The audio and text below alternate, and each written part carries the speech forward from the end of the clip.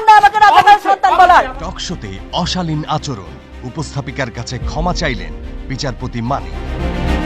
বৈষম্য বিরোধী আন্দোলন নিয়ে টকশোতে উপস্থাপিকা দীপ্তি চৌধুরীকে রাজাকারের বাচ্চা বলে সম্বোধন ও অশালীন আচরণের ঘটনায় ক্ষমা চেয়েছেন আপিল বিভাগের অবসরপ্রাপ্ত বিচারপতি AHM শামসুদ্দিন চৌধুরী মানিক।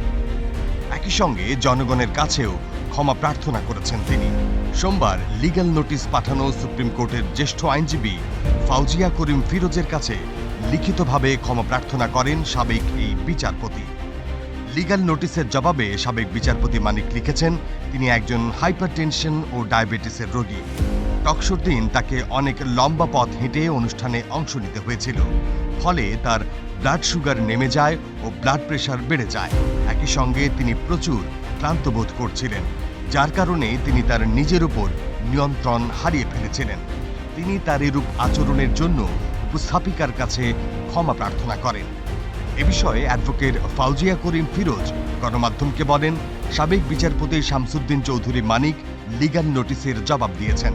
সেখানে তিনি উপস্থাপিকা দীপ্তি চৌধুরী ও জনগণের কাছে লিখিতভাবে ক্ষমা প্রার্থনা করেছেন। এটা মিডিয়ায় জানাতে বলেছেন।